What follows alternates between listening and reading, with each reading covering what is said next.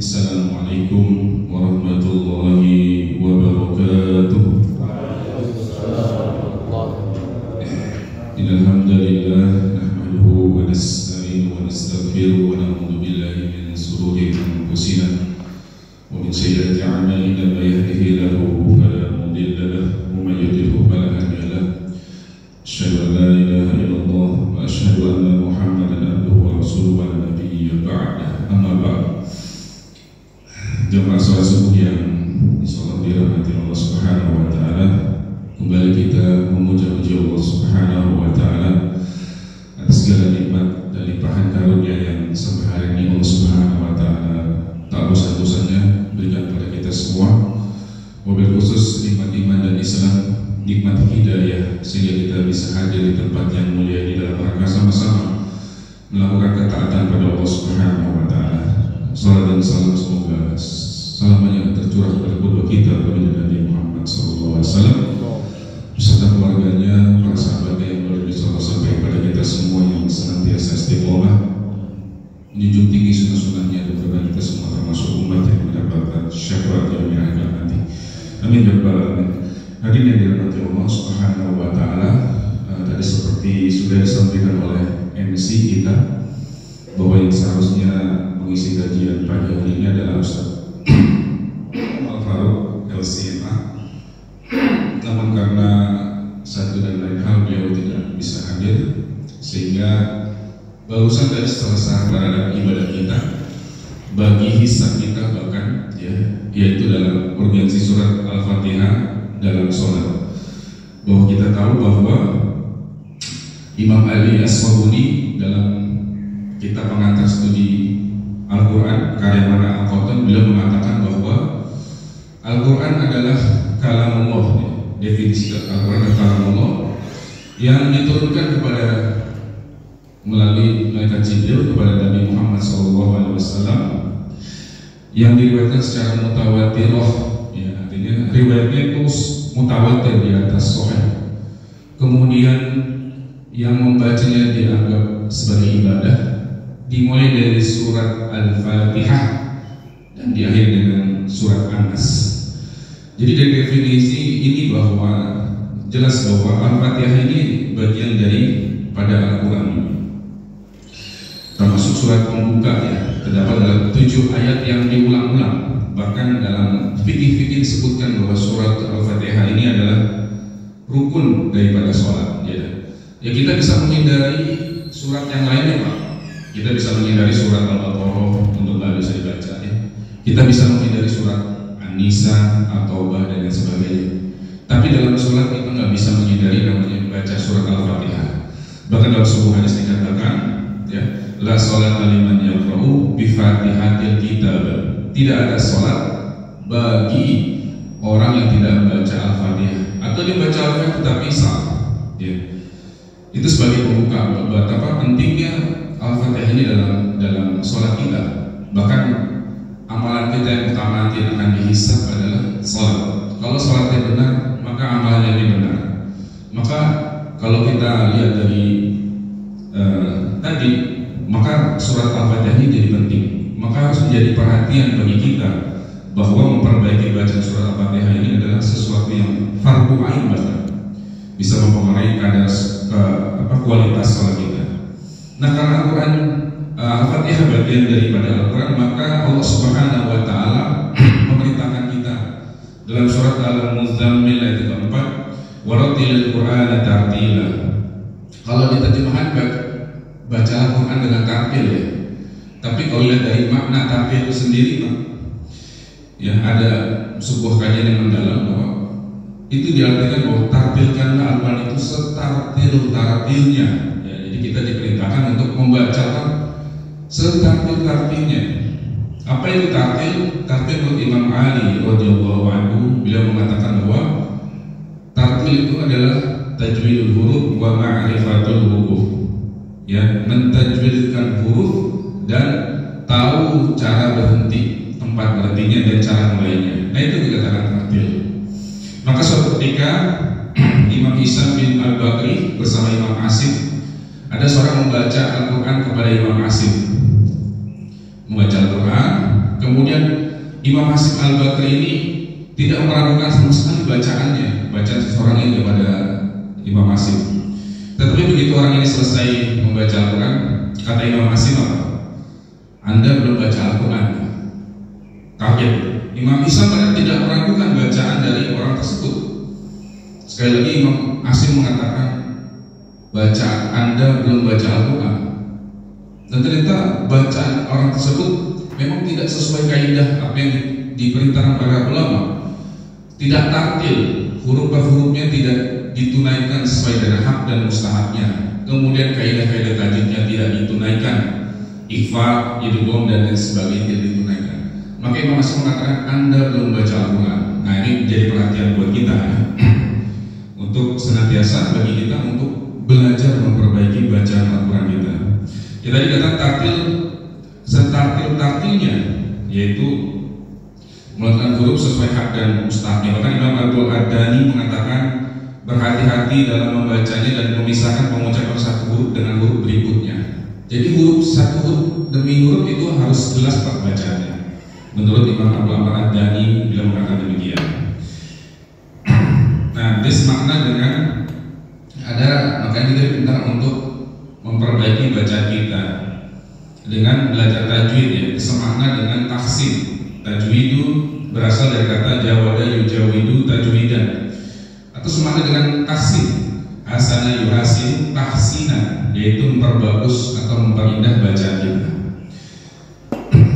Nah, kemudian tadi sudah sampaikan bahwa huruf itu dia punya hak dan punya mustahabnya. Dia punya, seperti manusia, huruf itu punya sifat, masing-masing punya sifat. Nah, jadi membaca dengan tajwid berarti membaca Al-Quran sebagaimana dahulu pertama kali diturunkan Allah kepada Nabi Muhammad melalui malaikat Jibril alaihissalam. Nah, inilah kemudian dalam sebuah hadis riwayat Ibnu Huzaimah ya, dari sahabat Zaid bin Sabit, Nabi SAW bersabda, Innallaha yuhibbu an yuqra'a hadzal Qur'anu kama unzila. Sesungguhnya Allah menyukai Al-Quran itu dibaca sebagaimana Al-Quran diturunkan. Jadi Al-Quran itu diturunkan dengan bertajwid, maka kita diperintahkan membacanya dengan bertajwid pula. Maka hadirin yang dirahmati Allah Subhanahu wa Ta'ala, nanti kita akan sebelum masuk ke materi sesungguhnya, yaitu tentang pembahasan surat Al-Fatihah. Ini tadi sebagai pembuka ya, bahwa Al-Fatihah itu bagian daripada Al-Quran, maka kita diperintahkan membacanya sesuai dengan aturan-aturan yang terdapat dalam Al-Quran, bagaimana cara membacanya. Hadirin yang dirahmati Allah Subhanahu wa Ta'ala ya, kemudian ini bagaimana kita mengetahui bagaimana bacaan Rasulullah seperti apa. Dari Ummu Salamah, Nabi SAW bahwa saya sesungguhnya Ummu Salamah telah menikmati bacaan Rasulullah SAW, yaitu membaca dengan memperjelas huruf demi huruf. Nah, inilah salah satu juga dalil yang memerintahkan kita bahwa kita diperintahkan untuk membaca Al-Quran dengan huruf demi huruf. Kemudian Syekh Akram Al-Baghdadi beliau mengatakan bahwa sungguh hukumnya fardu ain menurut para ulama memahami cara membaca Al-Quran yang benar. Fardu ain, jadi bukan fardu kifayah. Mempelajari orang yang menguasai ilmu tajwidnya, ya itu fardu kifayah untuk satu kampung, maka gugur kewajibannya. Tapi untuk membaca Al-Quran dengan benar dengan sesuai tajwid adalah fardu ain, kewajiban untuk diri sendiri. Maka belajar juga jadi sesuatu yang wajib. Nah, hadirin dirahmati Allah Subhanahu wa Ta'ala, ada beberapa dalam baca Al-Quran ada dua kesalahan yang perlu kita perhatikan. Ada dua jenis kesalahan. Yang pertama adalah lahan jali. Lahan jali ini sebuah kesalahan yang jelas, sebuah kesalahan yang bisa merubah makna dari sebuah ayat. Ya, lahan jali secara syar'i menurut Syekh Mahmud Khalil Al-Hushairi, ya, beliau rahimahullah, ya, beliau mengatakan dalam ahkamul qiraat Al-Quran bahwa lahan jali secara hukum syar'i hukumnya haram menurut kesepakatan kaum muslimin ya.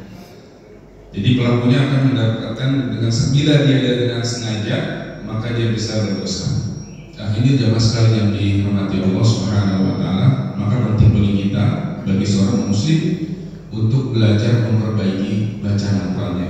Jangan sampai kita seperti dikatakan Imam Asim tadi, bahwa ada seseorang yang membaca Al-Quran kepada beliau dan beliau mengatakan Anda belum baca Al-Quran karena belum menunaikan hak dan mustahak huruf dan juga tidak menunaikan kaidah-kaidah hukum tajwid lainnya.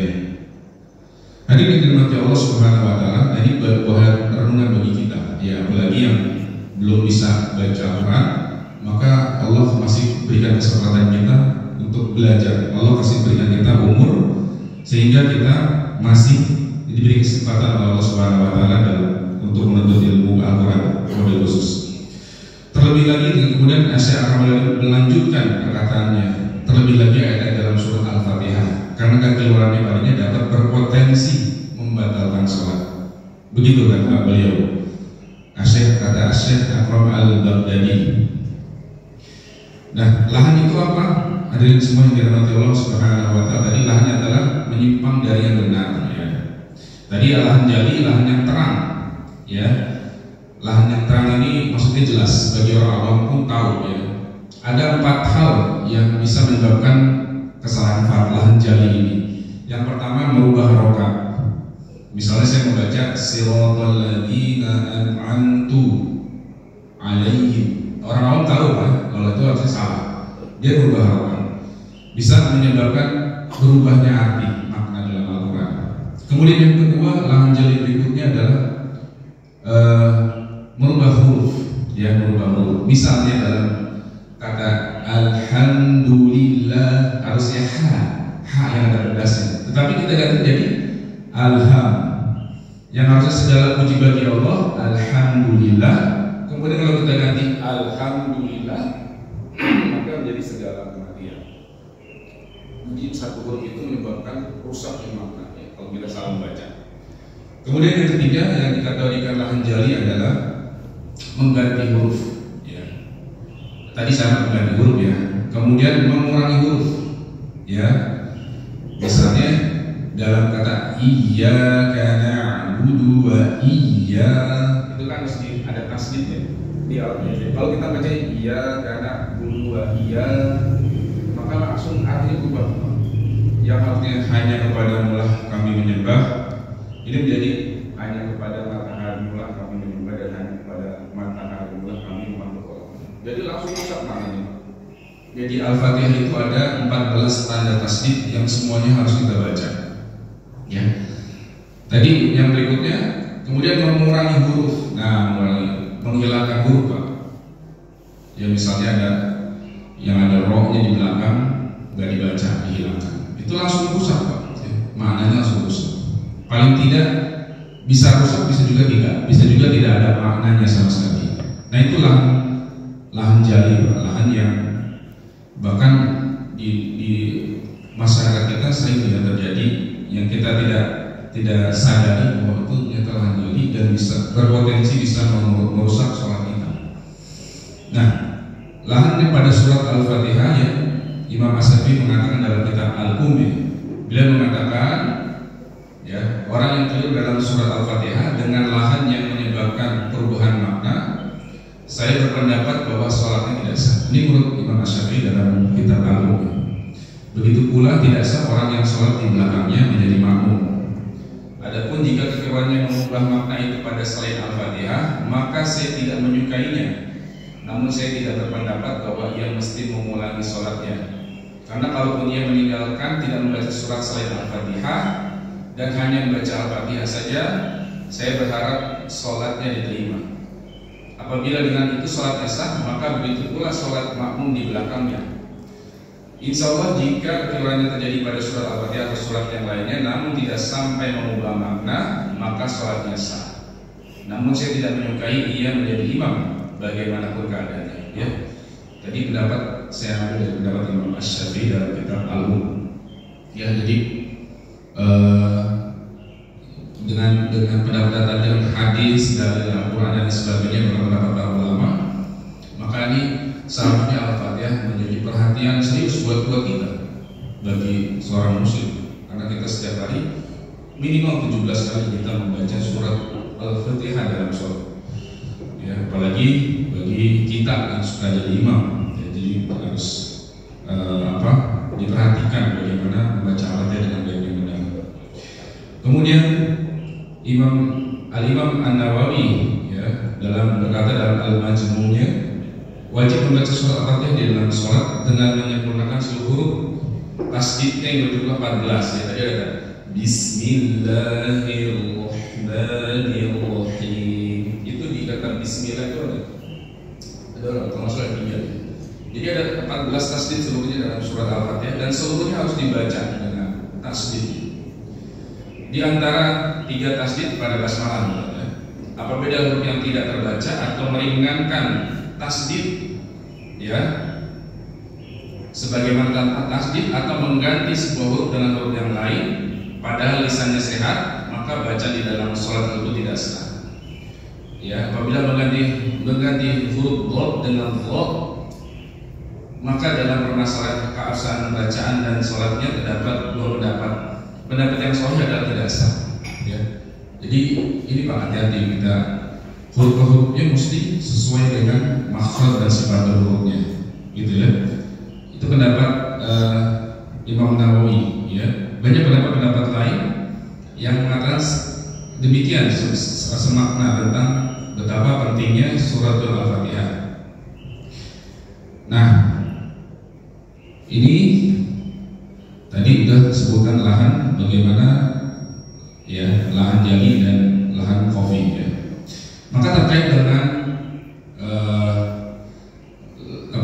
lahan kopi itu lahan yang tidak jelas, artinya hanya orang yang paham ilmu tajwid aja yang bisa. Misalnya gunanya kurang ifahnya kurang lama, kemudian tidak ditunaikan ifah safawi dan lain sebagainya. Nah, itu lahan kopi, tidak menyebabkan merusaknya makna, tetapi tetap dianggap sebagai sebuah kesalahan, dan itu tetap harus diperbaiki.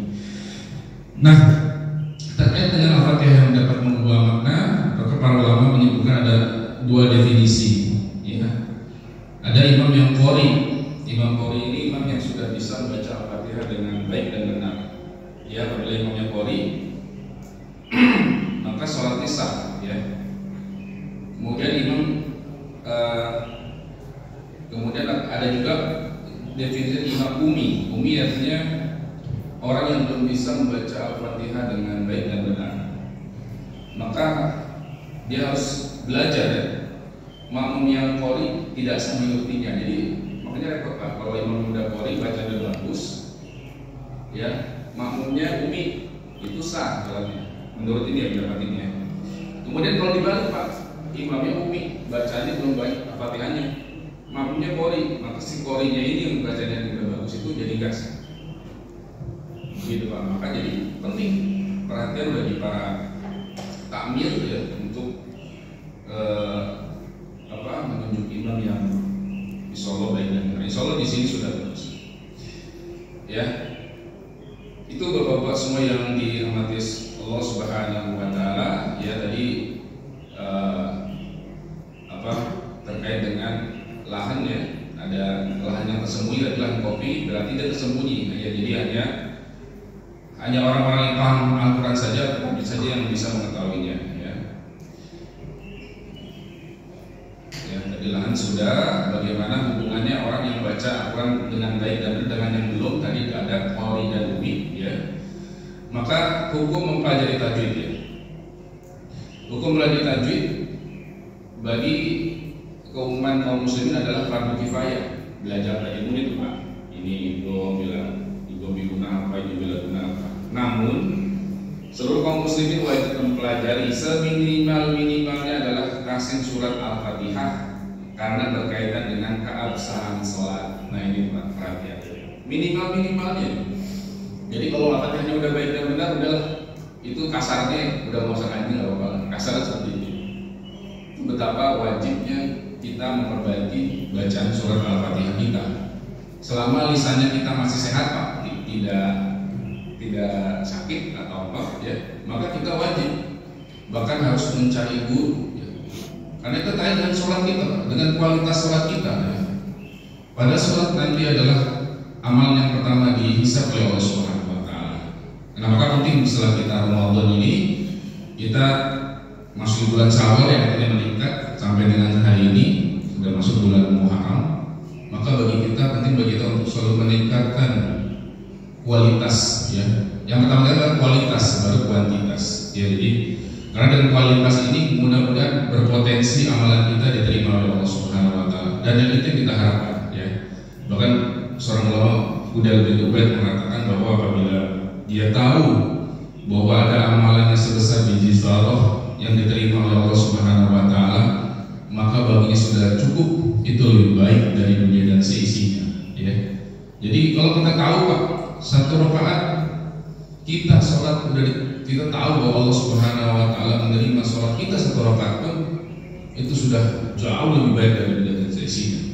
Atau kita tahu bahwa Allah Subhanahu wa Ta'ala menerima puasa kita satu hari, maka itu jauh lebih baik dari dunia dan seisinya. Jadi menurut perkataan tadi Fudail bin Ubaid ya. Jadi adapun ya tadi bahwa Al-Fatihah ini terkait dengan keabsahan sholat kita ya. Adapun bagi para pengajar nasib guru kan, maka fardu ain mempelajari jadi mutajwid, memahami teori dan menguasai istilahnya. Jadi yang wajib bagi para guru mempelajari istilah-istilahnya, teorinya dan sebagainya. Nah itu fardu kifayah. Jadi nggak diwajibkan tahu teorinya, tetapi bagi kita kaum muslimin kebanyakan maka wajib baginya untuk prakteknya saja, tanpa tahu teori itu tidak wajib ya. Maka penting bagi kita ya, hendaklah para pelajar kan mengambil bacaan, mempelajari dengan talaki dan mengambil sanad dari para guru ya. Talaki dan musyafahah adalah talaki tatap muka, musyafahah berasal dari kata syafatan, dua bibir, yaitu guru mencontohkan kemudian dicontohkan oleh murid membaca kemudian dikoreksi baru digunakan oleh guru. Nah itulah metode itulah yang dicontohkan oleh baginda Nabi SAW ketika diturunkannya Al-Quran. Rasulullah SAW bertalaki kepada malaikat Jibril alaihissalam, bahkan menjelang wafatnya beliau 2 kali bertalaki kepada malaikat Jibril alaihissalam ya, sebagai penyampai risalah Al-Quran ya. Jadi penting bagi kita untuk belajar dengan guru ya. Silakan di sini udah ada kelas taksin ya, maka dimanfaatkan ya. Mungkin nanti insya Allah dari takmir ada program-program yang lain ya, walau supaya untuk meningkatkan kualitas keilmuan jamaahnya gitu ya. Dan yang terakhir sebelum saya tutup ya, dalam Imam Al-Muzazari menyebutkan dalam Taiban An-Nasir, beliau mengatakan, dan setiap yang sesuai dengan kaidah nahwu sesuai dengan Rasul Musbani walaupun dari satu sisinya sahih. Ini syarat bacaan Al-Quran itu yang ada di Al-Quran sampai saat ini adalah saking seleksinya ketat ya, bagaimana Al-Quran itu sampai kepada kita, maka harus sesuai dengan Rasul Musmani, bacaan dan tulisannya para sahabat ketika Zaid bin Sabit dan lain sebagainya. Kemudian riwayatnya mutawatir itu dalam ilmu hadis itu lebih dari 10 gitu. Banyak yang memberitakan gitu. Jadi misalnya contoh mutawatir misalnya ada kemarin Piala Eropa ya di Jerman, itu semua dari Detik, dari CNN, semua bedanya sama.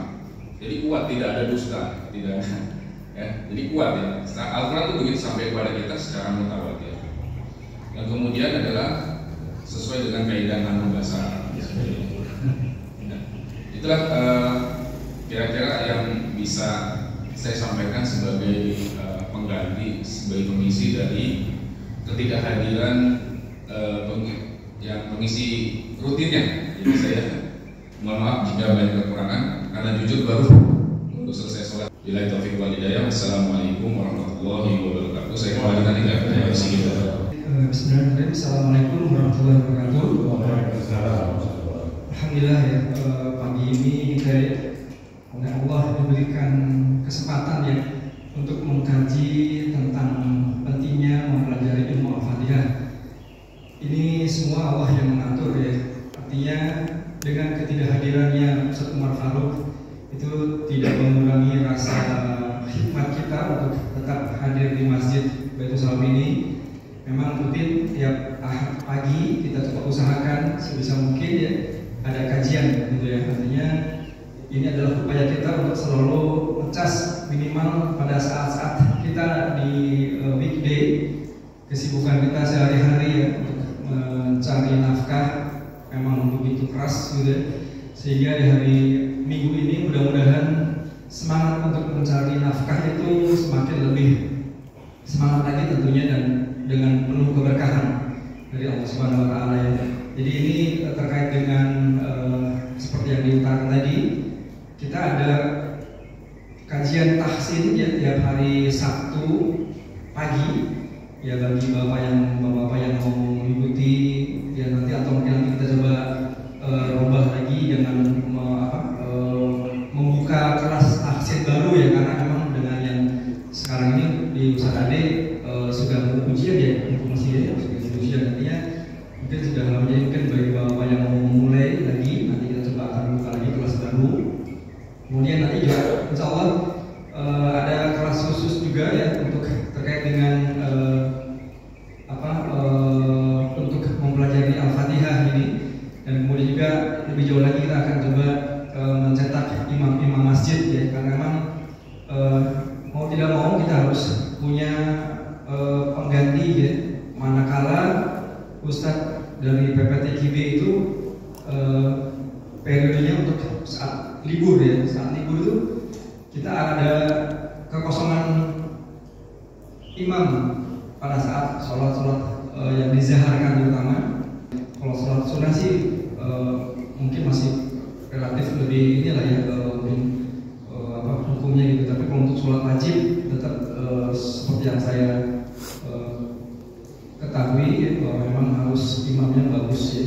Dan ini saya tahu benar ya, beliau ini Ustaz Hadi Ismanto itu beliau sudah bersanad ya untuk Al-Fatihahnya, dan beliau sudah memiliki ijazah, dan saya juga sudah tahu ya nilainya yang dari ijazah tersebut. Artinya saya tidak salah bila mana pada saat Ustadz PPTKB ini tidak berhalangan ya, karena satu dan lain hal saya menggantikannya ke beliau gitu ya. Jadi artinya mohon dimaklumi adanya seperti itu. Jadi mudah-mudahan nanti ke depan insya Allah kita akan susun agendanya, dan mudah-mudahan dari bapak-bapak yang hadir di sini bisa mengikuti ya, karena memang sebaik-baiknya ya mungkin sholat ya memang jadi imam itu sebenarnya paling utama sebenarnya, apalagi sholat wajib 5 waktu itu kalau sudah menjadi imam ya, dan benar bacaannya gitu ya, insya Allah lebih mulia lah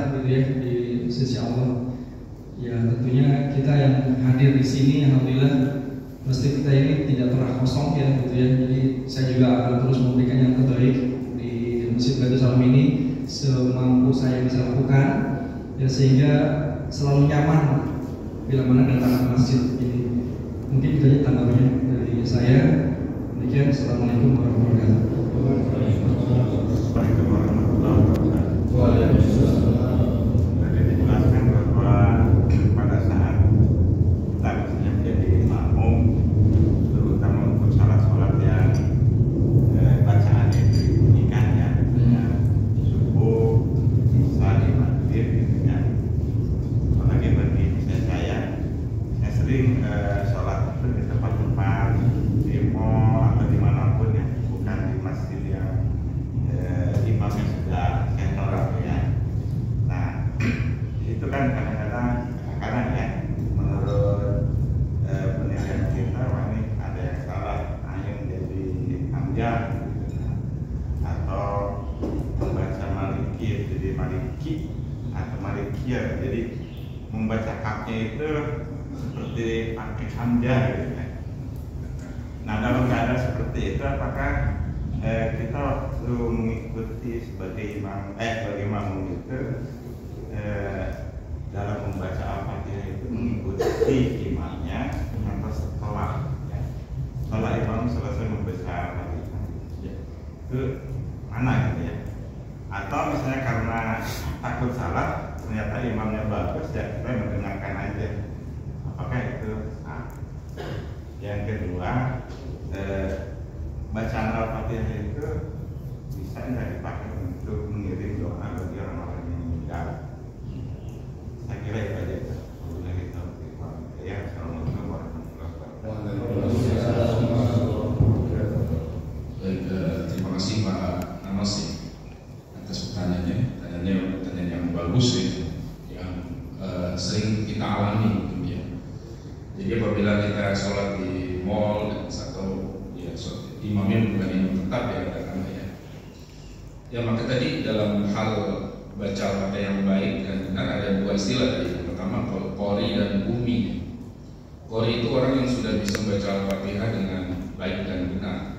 Kemudian umi, dia orang yang belum bisa membaca Al-Fatihah dengan baik dan benar. Maka tadi dikatakan bahwa kalau dalam kasus tadi maka imamnya berarti membaca masih salah kayak Al-Fatihahnya. Berarti dia kategori sebagai umi. Nah, kemudian cek diri kita, posisi kita qori atau umi. Nah, kalau sama-sama umi sah menurut pendapat rekamannya. Tapi kalau kita sebaliknya, imamnya umi, makmumnya qori, ya, maka ada sebagian pendapat mengatakan dia mufaroqah, keluar tanpa harus keluar dari jamaah, tetapi dalam hati saja. Supaya tidak menimbulkan fitnah, maka dia keluar niat memisahkan diri dan dia baca Al-Fatihahnya sendiri. Dan insya Allah pahala bacanya berdapat. Begitu. Itu bisa menjawab ya. Kemudian yang kedua, baca Al-Fatihah bisa nggak buat dikirimkan ke orang yang meninggal ya? Sebagian ulama dalam kitab-kitab ini, bahkan dalam daurah kitab ya, yang saya ikuti ya, sebelum kita mulai masuk materi ya, biasanya ada sebagian pendapat biasanya seorang guru beliau mengatakan bagi yang berpendapat bahwa Al-Fatihah tidak diterima, kita mendoakan ulamanya yang menulis kitab tersebut ya.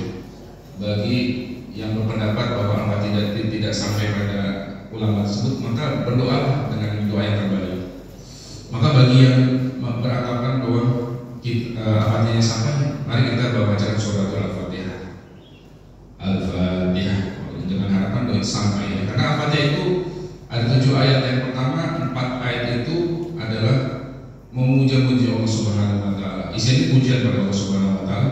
Kemudian yang 3 ayat terakhir adalah permohonan hamba kepada Allah Subhanahu wa taala. Jadi gitu Pak, saya menjawabnya dengan pengalaman saya. Ketika kita dalam sebuah kitab ya, kita dalam rangka menghormati ulama, mendoakan ulama tersebut. Jadi ada pendapat yang mendapat enggak sampai ya mau apa. Tapi bagi pendapat yang sampai kita mengirimkan membaca Al-Fatihah. Gitu Pak. Mudah-mudahan bisa menjawabnya. Baik. Pada saat menerima sholat agar tidak terjadi kesalahan, apalagi yang sifatnya lanjani tadi ya, yang nyata-nyata kesalahan itu berubah makna dan sebagainya. Nah, kita sebagai makmum yang insya Allah mungkin banyak makmum pasti sudah belajar ya, ngaji dan sebagainya, arti mengetahui hal tersebut. Nah, apabila terjadi yang melanjari tadi ya, yang fatal tadi, kita sebagai makmum apa yang harus kita lakukan? Apakah kita harus mufaraqah yang istilahnya memisahkan diri, atau tetap mengikuti imam tersebut sampai selesai? Dan seandainya harus memisahkan diri, bagaimana caranya Pak? Saya Assalamualaikum warahmatullahi wabarakatuh. Ya, baik, terima kasih Pak. Ini adalah pertanyaan yang sering terjadi di kita ya misalnya. Maka yang pertama yang kita harus cek diri kita dulu sendiri ya. Kita posisi kita baca Al-Fatihah kita gimana? Nah itu dia harus kita cek. Kalau belum benar ya maka aman Pak. Maksudnya kalau sama-sama umi matinya tadi ya, umi. Tapi repotnya kalau misalnya kita sudah sudah qori ya, dikatakan qori, maka itu tadi kalau makmumnya umi dia bahkan ada lahan jali yang menyebabkan rusak dan kan lahan jali ada yang menyebabkan tidak rusak makna, artinya dia tidak punya makna apa-apa ya ketika umi dibuat bilang menggerakkan huruf ya kan fakal ya merubah harokat, terutama yang merubah harokat itu fakal. Nah maka itu lahan jali yang bisa merubah makna, maka dia tadi maksud mengatakan berpotensi bisa tidak sah sholatnya. Maka kalau kita sama-sama umi, insya Allah aman Pak ya. Tapi kalau kita qori, maka ada sebagian dalam yang disampaikan saya adalah dengan guru-guru ya, dengan guru kami, bahwa kalau kita baca sudah qori, maka sebagian yang mengatakan wajib mufaroqah. Nah caranya gimana tadi? Dalam hati dia memisahkan diri tanpa harus keluar dari barisannya, dia keluar dari ya. Bahkan ada yang mengatakan sebagian mengatakan wajib kalau bacanya dia sudah qori, imamnya masih begitu ya, maka dia sebagai wajib dalam hati dia memisahkan diri dengan baca surat Fatihah sendiri supaya tidak tertimbul fitnah juga keluar enggak apa tapi dia keluar aja baca Fatihah, kita baca surat sendiri, baca ini gerakannya mungkin agak sedikit dilambatin dan sebagainya supaya tidak timbul fitnah. Nah itu yang disampaikan oleh guru kami ya. Tapi di pendapat yang lebih ringan ya udah insya Allah sah walaupun imam begitu ya. Tinggal kita mau ambil pendapat yang mana gitu. Itu yang saya dapatkan dari guru-guru kami ya. Jadi saya belajar Al-Quran bukan otodidak ya. Jadi misalnya saya mengatakan pada Bapak, alhamdulillah ya, karena saya dulu sekolahnya pintar, saya orangnya cerdas, sehingga saya dari buku belajar Al-Quran sudah cukup. Maka Bapak harus tinggalin aja. Karena itu nggak bersanad namanya ya. Tapi kami belajar dengan guru-guru kami. Insyaallah besar. Mudah-mudahan bisa menjawab Pak Yoni. Ya, sebenarnya. Bukan dalam pengalaman kita kalau misalnya ada imam salah, kan ada juga yang membetulkan. Misalnya yang membetulkan itu makmum yang berdirinya di sebelah kanan imam. Jadi yang berdiri di sebelah kanan imam itu harus pintar sehingga dia bisa mengoreksi gitu kan, mengoreksi imamnya kalau salah. Nah, itu biasanya kalau di surat-surat yang panjang kan lupa terus diperbaiki. Nah kalau dalam hal salah membaca Al-Fatihah boleh diperbaiki. Itu maksudnya. Iya. Iya, biasanya gini sih Pak, kalau di Al-Fatihah mereka merasa hari ini siapa sih nggak hafal Al-Fatihah? Apa? Mereka semua merasa bahkan sudah merasa benar hari ini. Maka kalau dikoreksi, apa yang dikoreksi? Misalnya saya membacanya Bismillahirrahmanirrahim. Bapak koreksinya apa? Bismillahirrahmanirrahim. Bismillahirrahmanirrahim. Harusnya begitu kan nggak begitu? Karena itu huruf demi huruf Pak yang dikoreksi. Ya, rohnya harus tebal. Ya, Bismillahirrahmanirrahim. Rohnya tebal harus. Misalnya gitu ya. Ini rohnya masih tipis. Kita koreksi bingung kan Pak? Ya, jadi memang untuk Al-Fatihah agak sulit kita mengoreksinya. Tapi kalau biasanya yang di belakang imam itu hafalnya banyak dalam surat panjang dan ya memang sebaiknya di belakang imam itu yang dia hafalannya dia paham fikih sholat, kemudian juga hafalannya banyak, ilmu hijrahnya lebih dulu dan lain sebagainya ya. Jadi salah satu imam itu diantaranya begitu Pak. Itu mungkin bisa menjawab Pak Anas ya. Jadi kalau Al-Fatihah agak sulit Pak kita koreksinya Pak, benar Pak? Karena merasa semua hari ini Al-Fatihah itu sudah benar. Coba Bapak bertanya. Siapa yang merasa apa yang nggak benar hari ini? Gak bertanya, pasti semuanya merasa benar. Iya, sama ya. Ya silakan. Jika membaca Al-Fatihah atau ketika datang imam sudah membaca Al-Fatihah, mulai. Oh, ya. Ini bagus. Kalau sholatnya zuhur, asar gitu ya, kita sebagai makmum bacanya di sebagai kedengaran apa kencengin atau enggak gitu ya. Ya palingan kita sendiri. Minimal ini kita bergerak. Bismillah, alhamdulillah. Oh, bisa kita bergerak minimal ini. Karena ada yang diceritakan Nabi ketika beliau jadi imam itu ketika Allahu Akbar, sebelum baca Al-Fatihah beliau membaca doa iftitah kan. Sahabat melihat ininya Rasul bergerak. Jadi dia nggak dikeluarkan dijaharkan, tapi dia membacanya secara kecil pelan. Kedengaran apa ininya bergerak. Ada ya. Jadi untuk melatih ini kita kan baik. Itu kan sering kita sama-sama jemaah ya, kita sama-sama jemaah. Nah terus misalnya ini sebelah nih, pas kita sholat asar atau sholat apa itu kan, itu bacaannya dia kenceng sampai kita ini kedengeran, gitu ya. Nah sampai ya maaf nih, sampai kita terganggu. Gimana sih ini? Dalam hati kan agak terganggu gitu kan. Nah itu gimana? Ya tadi iman ya. Ya jangan sampai kita berlebihan, sampai kita mengganggu jamaah yang lain. Ya, sholat duha, Bismillahirrahmanirrahim, Alhamdulillah. Untuk semua, mungkin gak cuma senandung dengar, semua masjid ini dengar dia. Bismillahirrahmanirrahim. Ya itu, ya nggak perlu semuanya juga kali. Ya, oke. Bismillahirrahmanirrahim. Alhamdulillah. Dan iya, gitu aja, nggak perlu sampai dengan kenceng juga. Koreksinya gimana? Koreksinya gimana sih? Cara koreksinya gimana? Ya, cara koreksinya gimana itu? Ya. Apakah kita saya nggak tahu deh. Jujur kalau alam saya nggak tahu. Apa caranya gimana sih? Belum tahu. So saya nggak tahu. Ya, perlu belajar pikir lagi saya memang. Jadi saya nggak tahu kalau cara kedua gimana. Apa langsung, woi ini kok gitu. Ada yang mana? Sedikit ada. Ada. Jamaah. Ya, dia keras dia suara.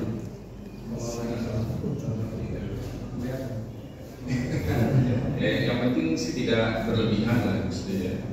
Tidak berlebihan sehingga mengganggu jamaah yang lain, gitu ya. Ini aja, kode. Biasa aja. Kode kuping.